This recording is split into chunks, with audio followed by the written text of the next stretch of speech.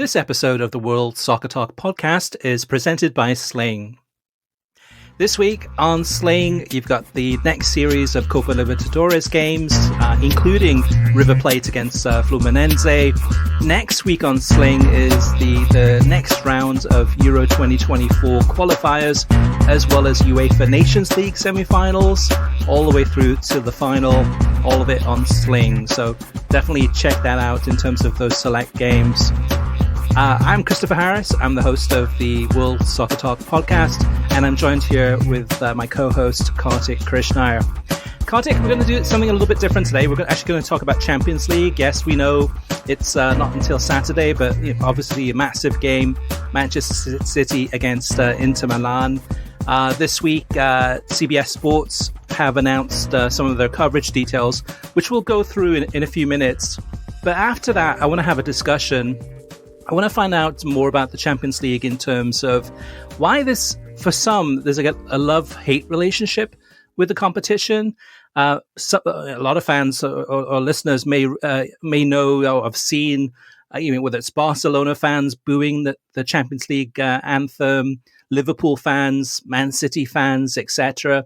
So we'll get into that a little bit later, as well as too we're going to play some clips too from a question I asked Jamie Carragher, Thierry Henry, and Micah Richards about the Champions League, specifically about Manchester City and whether or not the financial fair play black cloud that's hanging over their heads might taint the Champions League win if City does win it.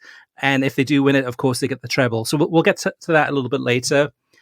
Kartik, first up, in terms of CBS's coverage of the Champions League final, they're doing 7.5 hours. Manchester City against Inter, and the coverage begins in the morning, 7.5 hours. They've got a pre-game show on CBS and Paramount Plus. The actual coverage on CBS and Paramount Plus, the pre-game coverage begins at 1:30 Eastern time. And then you've got the actual, which is actually the UEFA Champions League Today show. It's going to be on-site in Istanbul, Turkey, hosted by Kate Abdo. And they're going to be pitch side. So they're not going to be in a studio in the stadium. They're actually going to be on the pitch. So you've got Thierry Henry, Jamie Carragher, Micah Richards, also Guillem Balague, and Peter Schmeichel providing pitch side reports. What's your take so far in terms of what you've heard about the coverage plans? And is this something that excites you, Kartik? Well, and also I should mention Guillem Balague has taped a 5-part series of European Nights, a documentary on European Nights that will be released on Paramount Plus. I believe if you listen to this on Tuesday, it comes out on Tuesday. So look for that on Paramount Plus as well, European Nights. Yeah, it's extensive coverage plans, beginning with that European Nights documentary, as I mentioned, 5 parts starting on Tuesday. And the 7.5 hours dedicated to the final across all of these different platforms. It's extensive. It shows CBS is really now in their sweet spot and their comfort zone in terms of broadcasting UEFA Champions League. And they have a potpourri of talent. In fact, I watched Peter Schmeichel and Micah Richards the other day on I guess Peter Schmeichel was on ITV and Micah Richards was on no, they were both on the BBC. But CBS has been able to get some of the best talent in terms of former players who are on networks in the UK. Obviously, Jamie Carragher's on Sky, and they have people who've been on ITV as well, Thierry Henry, etc. So this is a really, really built-out presentation. My only concern is that maybe they should do more to integrate their Serie A team and their Serie A broadcasters into this presentation, because there is a Serie A club in this final, as there has been in every European final, right? All 3 European competitions, Serie A teams in the final. Yeah, and I think we'll see some of that on the CBS Sports Golasso network with Mike Greller and some of the other cast from the Serie A show sharing their analysis prior to the actual pre-game coverage on CBS Sports. But yeah, Kartik, I mean, it's a good point because, I mean, to me, like when I look at this CBS Sports crew, they're all likable characters, right? It's hard to think of, if you had a blank piece of paper right now and you said, okay, put together the best crew of talent to do, pre-game, halftime, and post-game coverage. Some of the biggest stars from around the world who would really be good analysts. It'd be hard to come up with a list that's better than this. Now, not everyone likes the style, right? In terms of which Micah Richards said that this week too when we talked to him. He said, okay, sometimes when it's going to be a segment and it's going to be fun, we go deep into that fun segment. When it's something that's more analytical, we'll go deep into that analytical. When it's something a little bit, maybe a topic that's an important topic, such as racism, we go deep into that. So they're able to kind of try different things, and not everyone's going to like that. But yeah, to me, it's really hard to think of a talent crew that would be better than this. And that's the thing too. To me, they're all likable. So big plans there. The only tough thing, I think, for CBS Sports, and this is completely out of their control, is that Manchester City doesn't have a huge fan base in the US. Neither does Inter Milan. And yes, there are lots of Inter Milan fans and lots of Manchester City fans, but it's not like last year's final, where it was Real Madrid against Liverpool. Last year's final was the most watched UEFA Champions League final in the history of US television. And it's going to be really difficult to beat that. But you hope that no matter you're a fan of whatever club it is, right, or no clubs, that you'll still watch this game, because the game itself should be fantastic. Now, Kartik, kind of mentioned it on the opening too. There is a love-hate relationship with the UEFA Champions League too, and this happens with many soccer fans around the world. Not everyone kind of thinks of it as the perfect tournament in many different ways.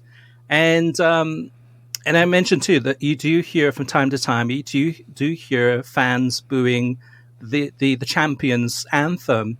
It's quite likely that you'll have Manchester City fans booing that anthem this Saturday.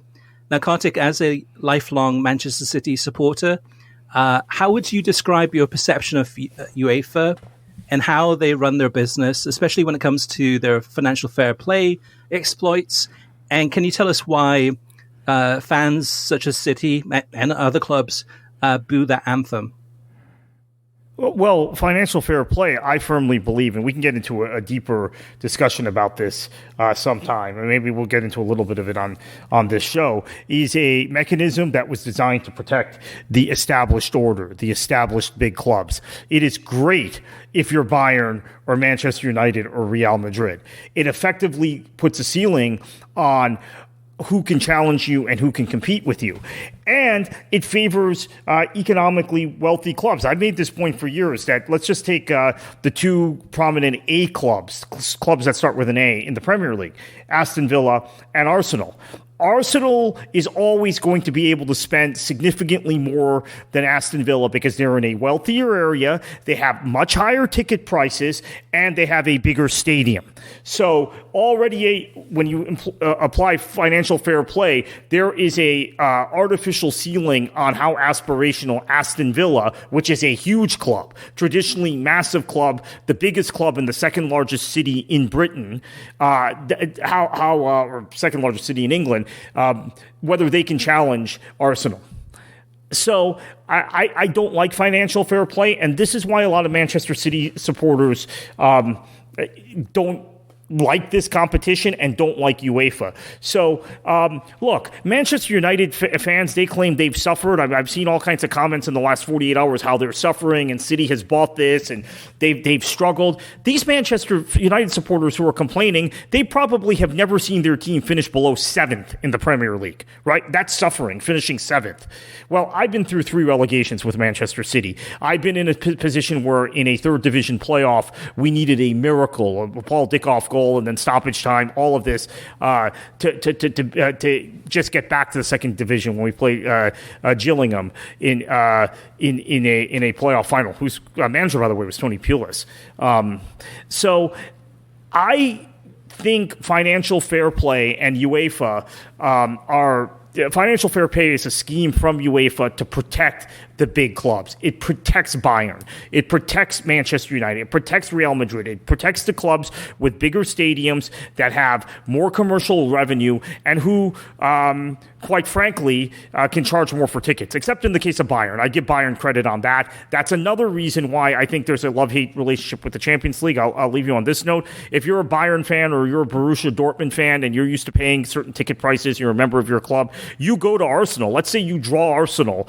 I'm not meaning to pick on Arsenal, but Arsenal has outrageously high ticket prices, right? I don't know how any working class person can afford tickets to go to the Emirates. If you're a Borussia Dortmund or Bayern fan or Borussia Mönchengladbach, one of these German clubs, and you draw Arsenal in a Champions League group stage, you're probably paying more for a ticket for that one game than you do for your entire season in the Bundesliga.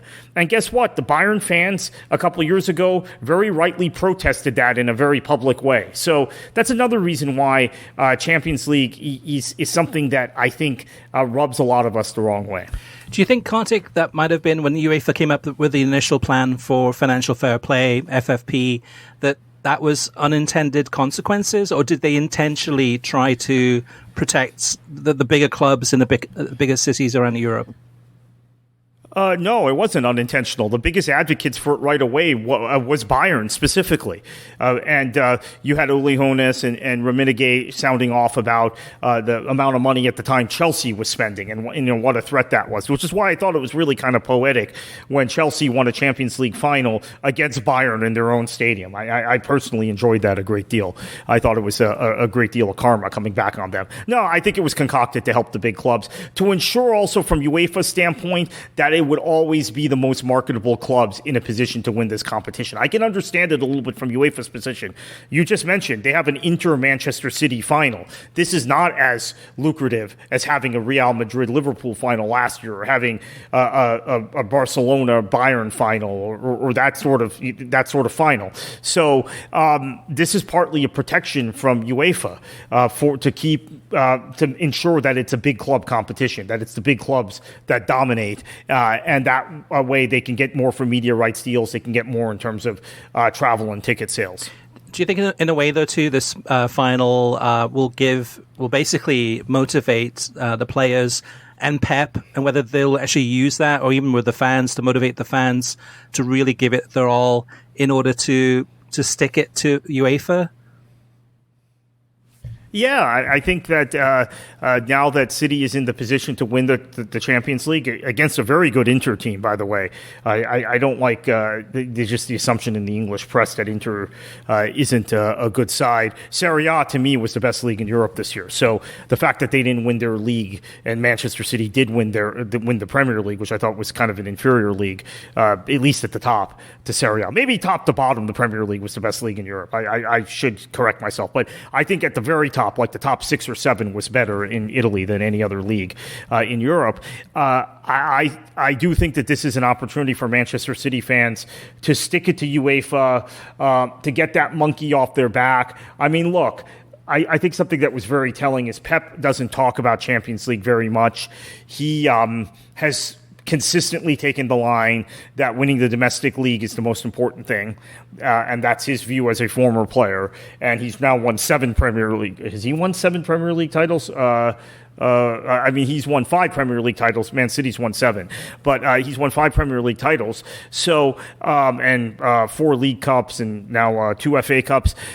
I do think he now feels like this is a missing piece. And in terms of him as a manager, there is still the knock that he has never won the Champions League without Xavi, Iniesta, and Messi.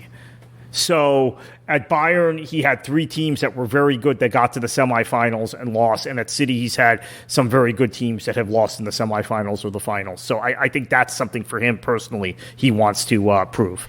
Yeah, the irony here, Kartik, is that, of course, Manchester City UEFA went after Manchester City based on financial fair play and had allegations that they broke the FFP rules. City took the case to CAS, where it was overturned. So it could have been easily that UEFA might have banned Manchester City from playing in the Champions League as punishment. Meanwhile, the Premier League has a serious amount of, I think, over 100 allegations of fraud from Manchester City, where they were lying about the finances. But here's an opportunity for Manchester City to win this game, and in some ways, really kind of. But when I think about this, though, too, in some ways, though, too, it also works in the other way around. Manchester City, in many ways, has made the Champions League and the Premier League probably more exciting. I mean, you've got, to me, the best player in the world right this second, Erling Haaland. But in terms of the way the City's playing, it makes the Premier League more attractive. It makes the Champions League more attractive. At the same time, I would argue that it has raised or increased the value of Premier League rights and Champions League rights, media rights around the world.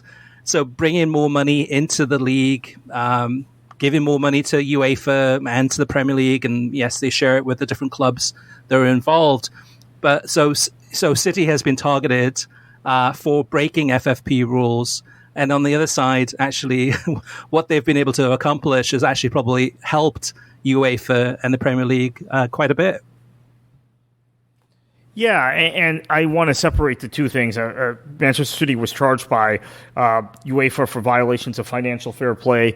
They were they had the ban overturned at CAS. I think UEFA was out of line. I think UEFA also has concocted these rules specifically to stop first Chelsea, then Manchester City, maybe to a certain extent PSG. Obviously, you've seen Milan actually get banned from European competition for a year, right, at one point. But now Newcastle will be the club that they come after. So that's one thing. The Premier League case against Manchester City, I have a very different opinion about, because I think Manchester City may have been dishonest and may have been, really kind of prevaricating in terms of giving evidence to the league in complying with league rules. I think that's something very different. I guess the more immediate financial fair play concern with the Premier League, obviously this Manchester City thing ongoing, but is the Everton situation, because I've heard some snickers in the last week that there's anger at some of the relegated clubs, recently relegated clubs, Leeds and Leicester, about Everton, who we know has financial fair play problems that not being applied this season. So maybe that's a more immediate FFP concern for the Premier League. But I do think the value of both competitions has increased because of Manchester City's quality, especially in the Pep era. And I do think there's a certain spectacle involved in the Premier League that Manchester City has provided specifically for that league. Now, for UEFA and the Champions League, you could argue if you pull Manchester City out and you put in another English club that doesn't qualify, at Spurs or Arsenal or whoever, depending on the season, that there isn't really a drop-off. But I think for the Premier League, turning a Big Four, because let's face it, some of our listeners may not remember, the Premier League had become incredibly predictable before the takeover of Chelsea and the takeover of Manchester City. And even after the Chelsea takeover, you had a Big Four, right? That was locked in every year. Everton would finish fifth. Aston Villa would finish sixth. And generally, that's how it went. Aston Villa finished sixth 3 straight seasons. I think Everton may have finished fifth 3 straight seasons. Spurs had a couple seasons where they got to fifth and then they dropped off, but then they came back. I think the emergence of Spurs and Manchester City, those two clubs, obviously emergence in different ways for different reasons. I think Spurs because of geography, being in North London at a time when the Premier League became more cosmopolitan in people's viewing preferences of it, and then Manchester City, because of the takeover, have transformed the Premier League into a more compelling and interesting competition globally. Now Newcastle probably is another spark on that. Newcastle cracking the top 4 this year.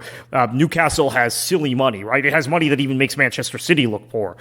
Newcastle has the ability to really kind of change the trajectory of the Premier League and turn it into, and I know some people are going to hate hearing this, turned it into the actual Super League. Maybe you're one more takeover away in England of a big club. Leeds would be the one you would think of because it's in a big city and it's kind of got a shaky ownership situation. But a club like Leeds, or even if more money got pumped into an Aston Villa or Everton, those sorts of clubs, you're really like one takeover away from the Premier League becoming the Super League. Yeah, I wonder actually with FFP whether it's even worth having it, whether it's better to have just unlimited salaries. You know what I mean? And essentially no restrictions, because at this point in time, you've got teams such as, countries such as Saudi Arabia, Qatar, UAE, etc., investing in clubs in Europe, not just England, but in Europe.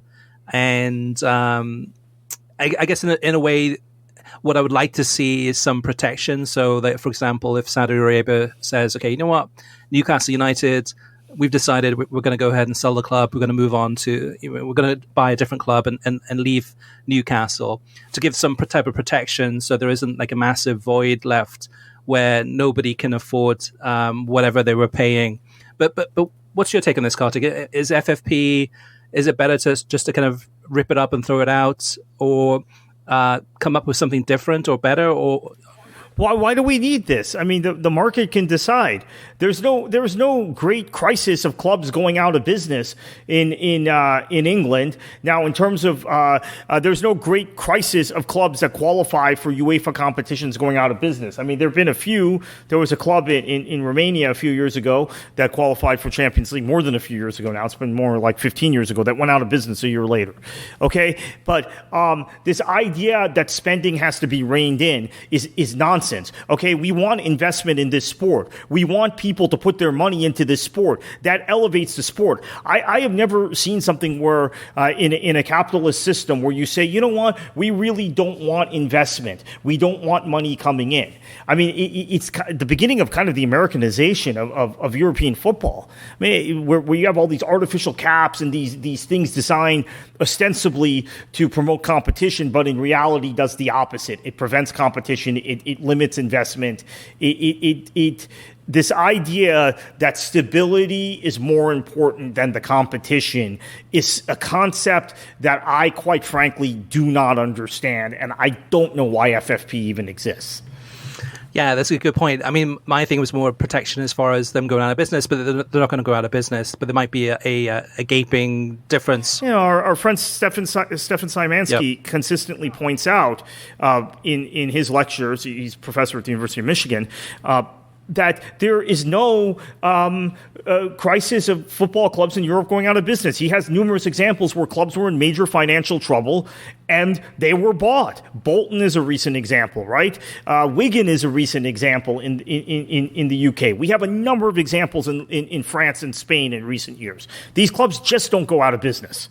In the U.S., they do, in the closed system where you have all sorts of restrictions and pro league standards and stuff. So FFP is meaningless, other than limiting competition, protecting the top clubs from one of those clubs I may have mentioned, aspiring to punch up above their current weight and challenge them. So last question, Kartik, before we move on to talking about listener mailbag, is if Manchester City is found guilty of violating and fraud in terms of the Premier League, should they have their title taken away from them, which would, if they do win this weekend, it basically effectively makes that they don't win the treble, they would just win the double.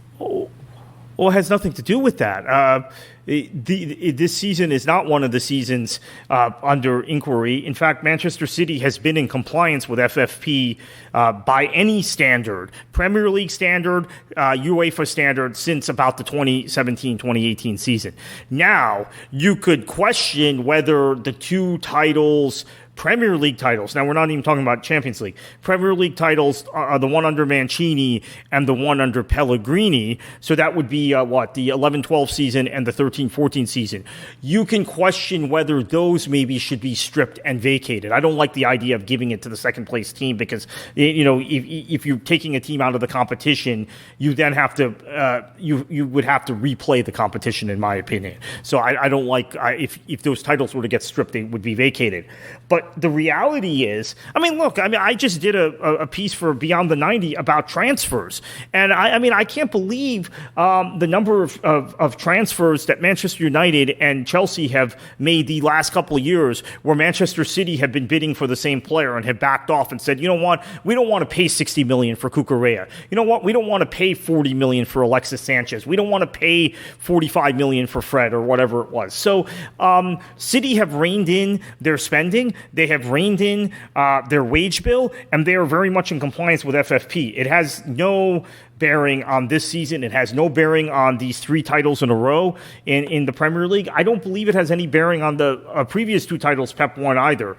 But just to reiterate, it does potentially call into question the Mancini title, that's the most dramatic moment in Premier League history, right? And then the 13-14 title, which was a very good team under Manuel Pellegrini. Those 2 titles would be the ones potentially impacted, and they could be stripped. I'm very realistic about that. I'm hoping that's not what it comes to, but we'll see where this goes from here on that. Yeah, that would be sad though, Kartik. That's probably, out of the history of the Premier League, the one moment, the high point, right? The most exciting end to a Premier League season, and if that's stripped away in the history books, it'll be an asterisk, right? It'll be kind of like, well, actually that title was removed, so it takes away a little bit of that excitement and just complete chaotic fandom that happened at the end of that game. So that's why ultimately I don't think they'll get stripped of titles. I think that's the doomsday scenario, but there could be some other consequence. But yes, if they did get stripped of titles, it would be the 2 I mentioned, and that would mean the most iconic moment in recent English football history. That and I guess the Michael Thomas goal, right, for Arsenal in 1989 against Liverpool. Those would be your 2 takeaway moments from the last 50 years, really. All right, let me go ahead and play the clip from CBS Sports with their take on the question about Manchester City and the treble pursuits. And this is in regards to Manchester City. If they do win the treble this weekend, do you think there's going to be perhaps maybe a perception or a tinge of almost like a black cloud of all of the FFP violations hanging over their head in terms of... No, I don't think so, because innocent until proven guilty. People are going to talk, and that's fine. They can talk that, and if they, are proven guilty, we can have that conversation then. But until now, they said they're innocent, and we've got to trust that. But yeah, if down the line, if they were proven guilty, then that's another conversation. But for all the staff, all the players, the hard work they're putting, it's only really the opposition teams who are going to talk about a tinge. I don't think so personally, because they've not been found guilty. I don't know what the other guys think.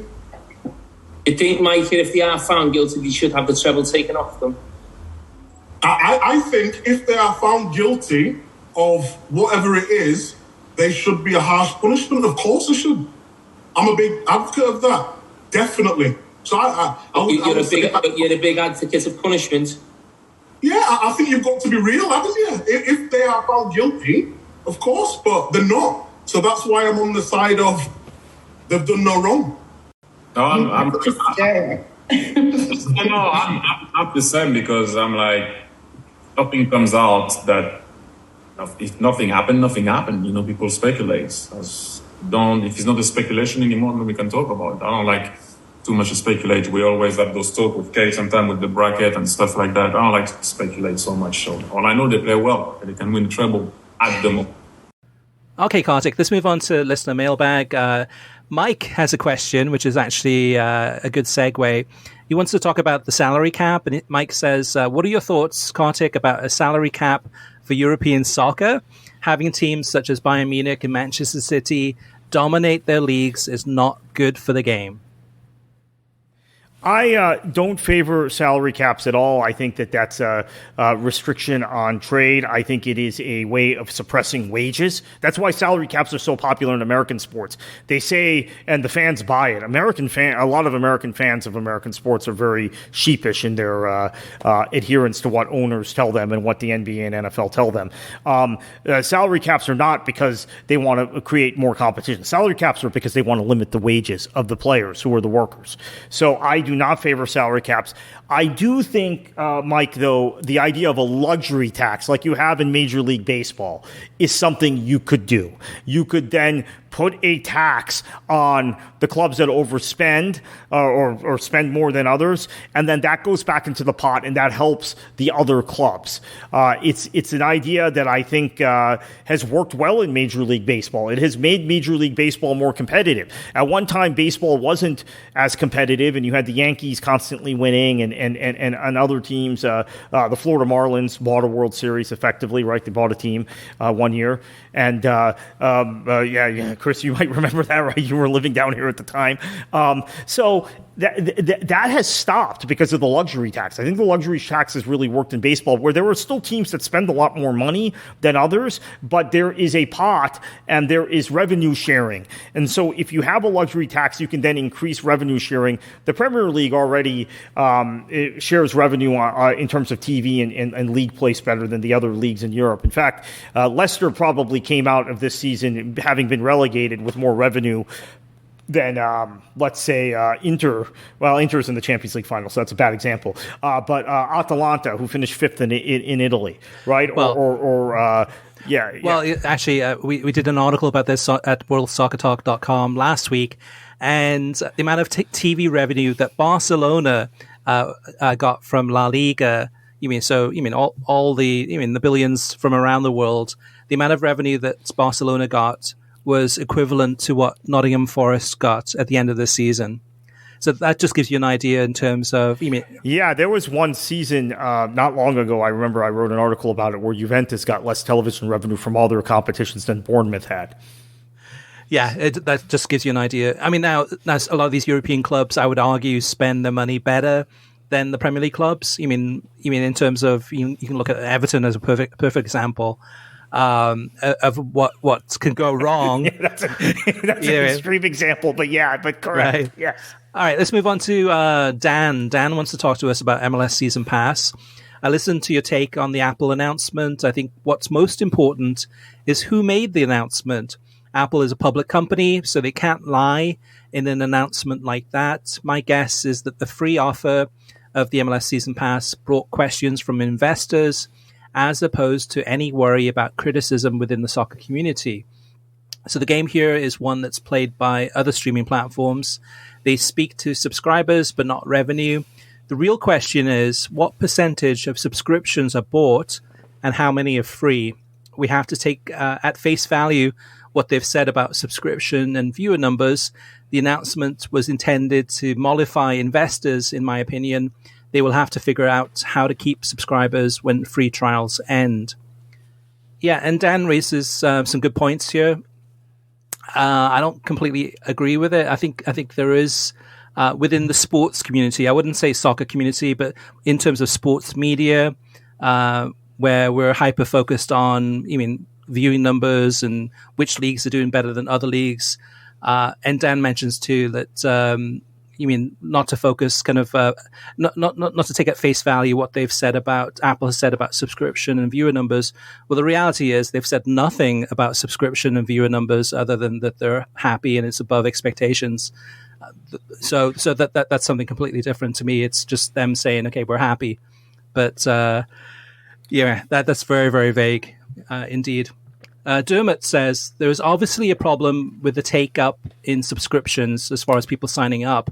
There is no better publicist for Major League Soccer than Commissioner Don Garber. I'm sure if subscribers were anywhere near those that Apple were told they would be, Don Garber would be shouting the numbers from the rooftops. Next up is Bill. Bill says, MLS Week 1 and 2, when all games were open to watch, I watched Atlanta United and rekindled my love of the team and that stadium for home games. My son and I are founders for the first season in Major League Soccer, got tons of emails asking for our opinions, even down to what local food, not a chain, to bring into the Mercedes-Benz stadium, and asking for price points, recommendations on the menus. I got Fox Sports South for me to watch in North Carolina and my son in Connecticut. There is a plaque in the Mercedes-Benz arena with our names on it as first season ticket holders. The whole experience made me feel like I was part of a family and part of something totally different. So then I bought MLS Season Pass for $100, thinking 30-something matches, it's roughly $3 a game, that's fine. I got one email with the account information and then zero contact from them after that. No, how are we doing emails, no thank you emails, nothing. So I canceled my subscription a few weeks ago since I don't want them to auto-renew me for next season. Guess what I got back? Nothing. No sorry to see you go email, no why did you leave us email, nothing. It's a great local regional sport and a very boring national product. Wow. We said that a few podcasts ago where, actually it might have been in an article at worldsoccertalk.com where we said that there needs to be better communication. That, you sign up for MLS Season Pass, you should be receiving an email, or MLS or Apple should be creating an email that goes out every Wednesday that says, hey, here's what's coming up this weekend. We've got this happening. We've got, like, for example, this past weekend, Kartik, I didn't know it was happening until I tuned in, but I'm not a big Ted Lasso fan. I watched season 1, loved it. Season 2 was okay. But they had one of the stars from Ted Lasso on the show. And I think they had somebody else there too. But yeah, I saw the tweet. Like a half an hour before. Yeah, I didn't see the tweet. So I tuned in. I was like, okay, oh wow, okay. I was like, that's different. I'm sure that's going to make a lot of Ted Lasso fans happy or more interested to see what it was the character Danny has to say about Major League Soccer, and they seem to be really excited. Also, Taylor Twellman was there too, so he was on set. So I thought, okay, why isn't there no communication either to the media, myself, and ourselves, but also to, more importantly, to the actual soccer fans? And I think in terms of what Bill says here too, in terms of lack of communication, nothing.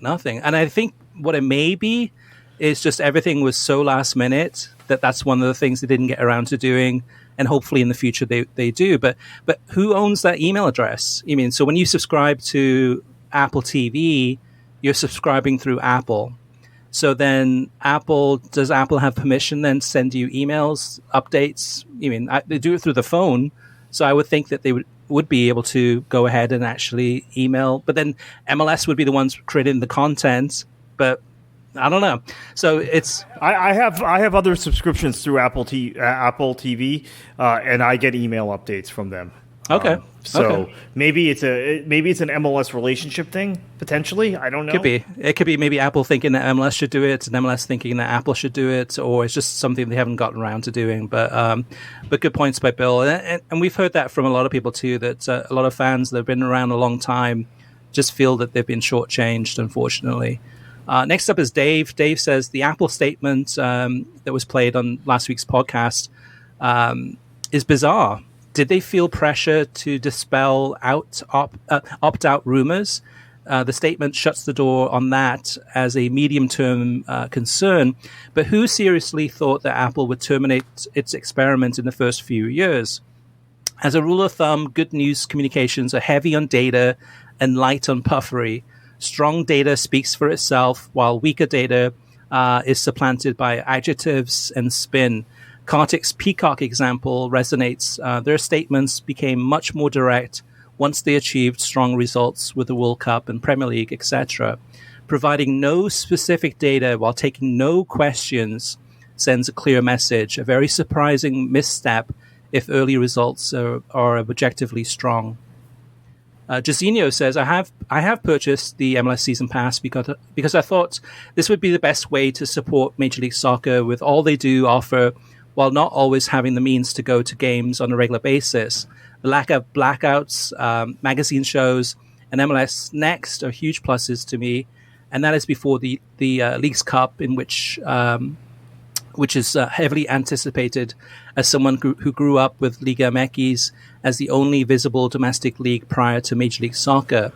The real problem is that the MLS season starts when most of the bigger football leagues, soccer leagues, are at the business end of the season, such as the knockout rounds of the Champions League and domestic cup competitions, to the battle for league title, European places, and the relegation battles. Between all of those, where exactly does MLS fit in, other than its Saturday evening something to do appeal? If LAFC wins the CONCACAF Champions League but lags behind the rest of the season, what is that worth in the long run? Ask the Sounders. Let's forget about promotion and relegation for now and concentrate on calendar change. It shouldn't be that detrimental, since games are still held in the fall anyway. Shift the MLS Cup to the springtime, and that'll make a greater appeal when it coincides with the US Open Cup and the CONCACAF Champions League final. This will free up the summer for the major tournaments, club friendlies, and the Leagues Cup. To sum all of this up, timing is everything. Also, MLS and Apple needs to work on an Android app that has yet to materialize. Yeah. Next up is Greg. Greg says, go ahead. I'll just say, great point, and I have to reiterate this. I've said this many times, and it gets lost in conversation. I am a big advocate for calendar change, as I think most of you know. I do not believe you can have a viable pro-rel system in the U.S. if you don't shift the calendar. You have to align transfer windows. And if you don't align transfer windows, I don't think you get the full effect of pro-rel. In fact, it might be in some ways detrimental if you play on the current calendar. So calendar change, I agree with his comment. Calendar change has to come first. Yeah, and that might help also CONCACAF Champions League in terms of teams such as LAFC, who lost to Club Lyon, starting the season, more so having a split season, right? So you're playing throughout the most of the year and having an opportunity to go ahead and be match fit at the top of your game in late May, June, when those big games matter in the Champions League. And then last but not least, Greg has a comment. Greg says, I think an interesting thought experiment is to consider what would occur if Major League Soccer teams managed to outcompete Liga MX teams and CONMEBOL club teams in the distant future, say the next 15 years or so. Obviously, this is not going to happen. This is not happening now, although they are becoming more competitive every year. But if they do manage to greatly increase their spending and salary cap and begin to win competitions between those other leagues often, I wonder if viewership of games or subscriptions would increase worldwide, despite the lack of promotion, relegation, calendar issues, playoff format inconsistencies, etc. With CONMEBOL and CONCACAF now agreeing to partner in a club competition, as well as the start of the Leagues Cup, there are plenty of opportunities for MLS clubs to compete with teams outside the US and Canada, in addition to the CONCACAF Champions League. Although I agree with many of the changes suggested on this podcast, I wonder if simply managing to outcompete the other leagues in the region or hemisphere is the key to getting more viewers. It would be costly, but perhaps the most effective and efficient way to become more relevant globally. That's a great thought experiment there, Kartik. Any thoughts on that one that come top of mind? Yeah, it's a great thought experiment.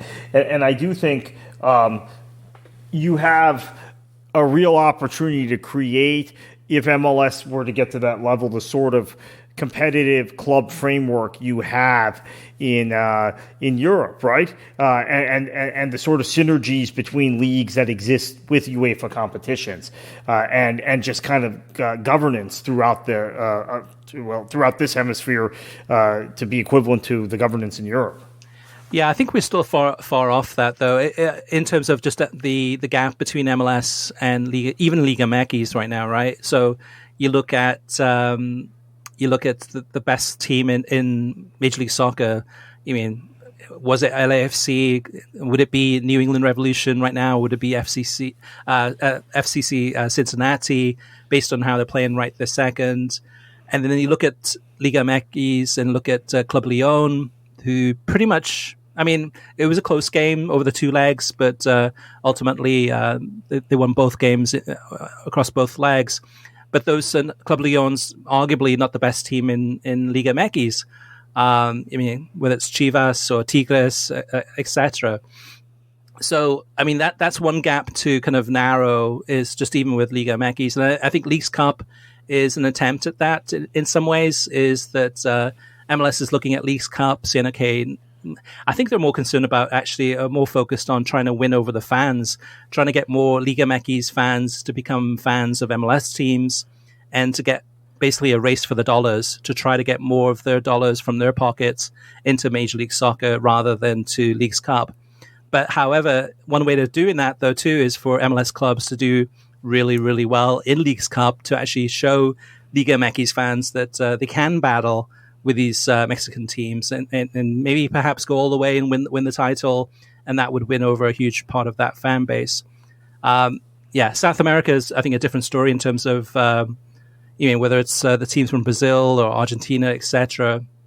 I think, that's a tougher ask, especially, just the way that those teams play. Copa Libertadores is a good example. I think, to me, MLS clubs would have a tough time in Copa Libertadores. But I think in terms of Greg's thoughts is that 15 years from now, perhaps, maybe there's a way to actually kind of close that gap and be competitive at that level, rather than concentrating so much on how MLS teams are doing against European teams in summer friendlies, which are relatively meaningless. All right, okay, listeners, we want you to have your say. So we'd love to read out your comments in future episodes of the podcast. So whether it's through web or the emails or the Facebook or Twitter, etc. Email is web@worldsoccertalk.com. The website is worldsoccertalk.com. Click on podcasts and then click on leave a comment in the most recent episode. We're also on YouTube too, so you can leave comments there, youtube.com/worldsoccertalk, facebook.com/worldsoccertalk. You can send us a message there, or Twitter @worldsoccertalk. And then last but not least, voicemail 561-247-4625. Kartik, where can listeners find you and the content you create on Beyond the 90? Yeah, you can check us out at beyondthe90.substack.com, and then also check me out on Twitter at KKFLA737. Excellent. All right. Well, thank you so much for listening, guys, and really, really appreciate it. Like Kartik said earlier in the podcast, we will be back midweek with an interview with Guillem Balague, talking about his new European Adventures Champions League documentary series, and speaking on that. And then later in the week, we'll be back with another topic. So on behalf of everyone at World Soccer Talk, thank you for listening. And Kartik, what are you going to do this week, and what should the listeners do? Enjoy your football.